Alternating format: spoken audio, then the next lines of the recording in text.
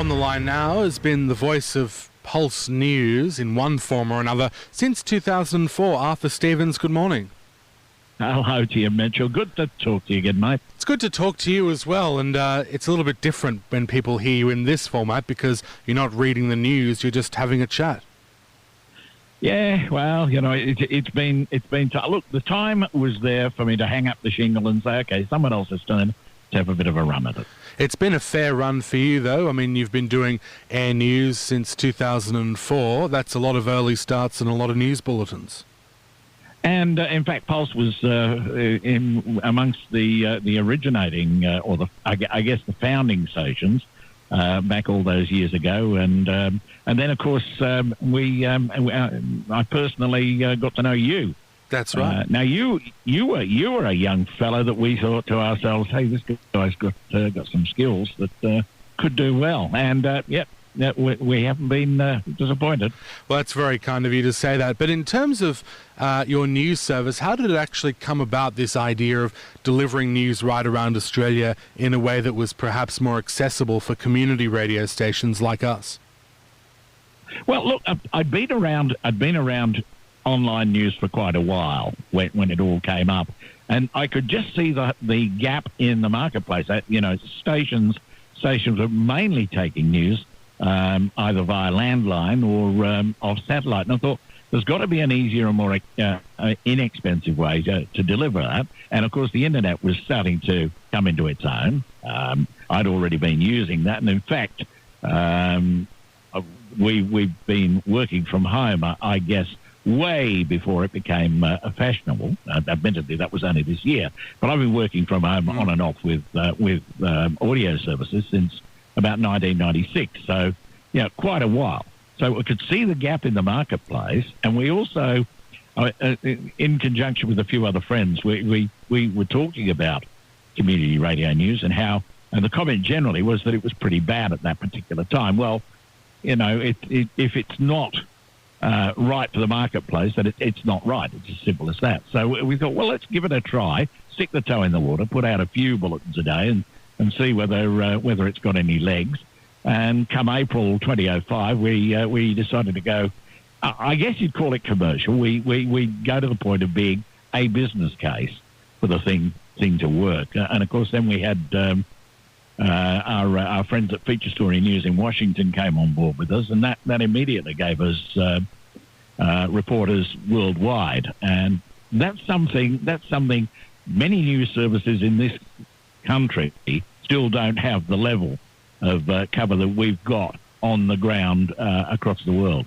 Yeah, that's a pretty big deal. There was a point you made in there that perhaps a lot of people wouldn't be aware of, which is the home studio concept. People wouldn't realise that you do your news pretty much from your living room. Well, it's from the back of the living room, to be exact. But, in fact, we've been developing home studios ever since we started. It was just a sensible way to keep costs down.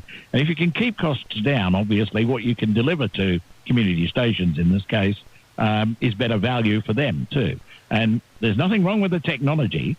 People say, you've got to have a soundproof studio. Well, actually, you don't have to have a soundproof studio. What you do have to have is a pretty quiet little place where you can park yourself somewhere with not too much, if none at all, echo, and the ability to access all the news information, news wires, that kind of thing, from around the world. Once you've got that, it all comes together pretty easily. You would have had a few early starts to get the news out in the morning. What time did you actually start in the morning, and what was that like doing it day in, day out? It's actually funny, Mitchell, because I go back, many, many years. I started off working in television in Sydney back in the mid-'70s. And in those days, it meant getting up at 4 a.m., jumping into a taxi and out to Epping in the northwest of Sydney to start work at Channel 7. Now, that has gone on. I mean, I stayed in the industry for a long time. I actually got out of the industry for a few years and drove a cab. And I can tell you right now, that meant getting up at 4 o'clock and getting out. So I guess 4 o'clock has been a part of it for most of my working life.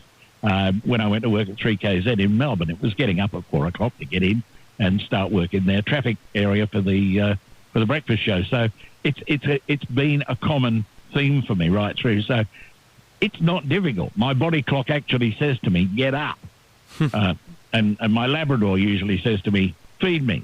So the two tend to get connected together. Will the 4 o'clock starts continue in your retirement?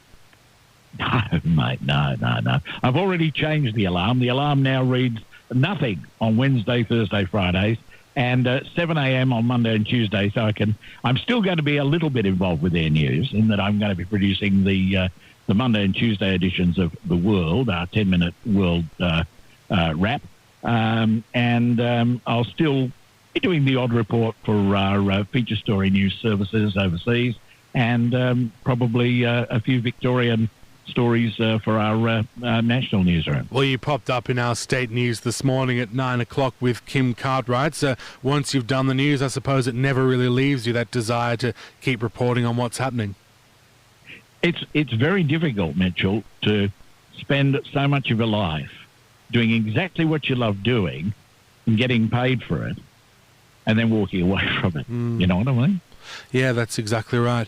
And in terms of how it's all changed since you started in 2004, 2005, you've been reading the news every day in that time. How has the news world changed over that 15 years? A lot of talk about print journalism and local news, that sort of thing. What changes have you observed? Well, you're right. There's certainly been a change, and they talk about the 24-hour news cycle, and it's tightened down. It's probably more like a 12-hour news cycle now. When I started, it was probably a 1-week news cycle. Things changed, and you watch them develop over a week or so. And over the last, I guess, since probably 2001, probably since 9/11.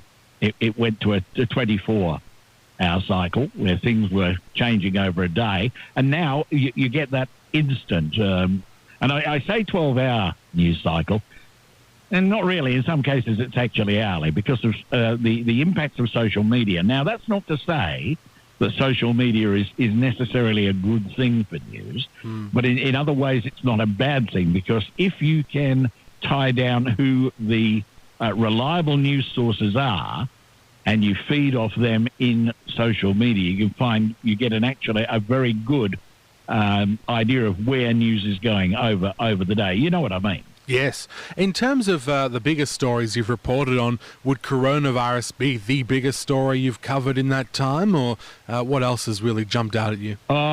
Look, it's hard to say. I mean, as I say, prior to getting Air News going, 9/11 was the biggest thing I'd ever been involved with. I think coronavirus is probably the number one, because it's taken our mindset for so long this year. I mean, there have been other times. There have been things like the terror attacks in London. As a matter of fact, back in 2007, the terror attacks in London heralded the very day that we launched our service with Feature Story News. They actually joined us on that day, and all of a sudden we had the bombing attacks in London. So that was pretty big too. And there have been times when, for example, the Lindt Cafe incident, that took a great deal of the mindset. And also, every time there's a federal election on, you do have to spend a lot of time getting your head around exactly what all the causes are that are being fought over. Well, enjoy your retirement. How are you going to spend the days?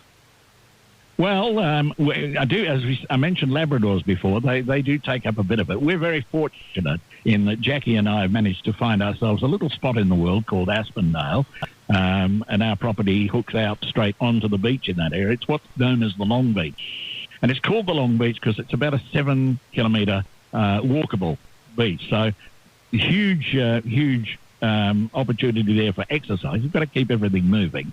And we have a great little infrastructure in the area. And, yeah, I want to do a little bit of travelling. We wanted to do that, but, this whole COVID-19 thing has put a bit of a damper on that. But we'll get through. And, of course, I've got a couple of other little things that I've got my fingers in at the moment, including a music program. But more on that another day. Well, look after yourself. Thank you for all that you do, and looking forward to still hearing your voice a little bit on the station. But it's been a really good catch-up. Thank you very much. You're very welcome, Mitchell, and I know that you and I will catch up again. Absolutely. Thank you so much. very much. Arthur Stevens there, who has been on the pulse reading the news in one form or another, and a number of other stations since the mid-2000s, hanging up the headphones after a stellar career.